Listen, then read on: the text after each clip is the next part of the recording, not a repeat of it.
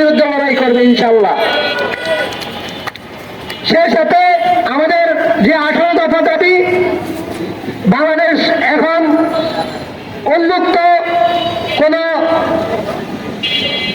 দলীয় সরকার নেই, এখন অন্তর্বর্তীকালীন সরকার।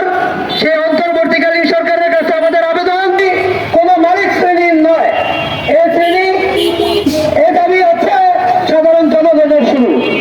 এই দাবি পূরণ না হওয়া পর্যন্ত বাংলাদেশ গার্মেন্টস শ্রমিক সমিতি মাঠে ছিল, মাঠে আছে, ভবিষ্যতে মাঠে থাকবে ইনশাআল্লাহ। এবং নারায়ণগঞ্জে, আমাদের নারায়ণগঞ্জে আমরা জানি নারায়ণগঞ্জ অনেক বড় একটা শিল্প, এখানে অনেক নানান মানুষ আছেন, তারাই নারায়ণগঞ্জে দুটি কাজ করে, তারা মজুরি নিয়ে তারা জমুটো ভাত খেতে পায়। আজকে তাদের বুকে পাড়া দিয়ে, তাদের গলায় পাড়া দিয়ে এই চাঁদাবাজরা তাদেরকে জিম্মি করে তাদের হাত থেকে ছিনিয়ে নিয়ে যাচ্ছে তাদের বেতন।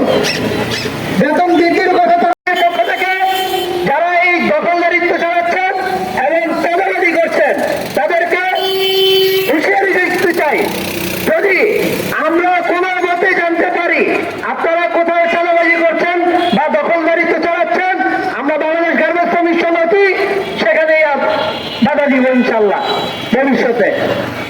এবং এ বলে আমার বক্তব্য শেষ করছি। ধন্যবাদ।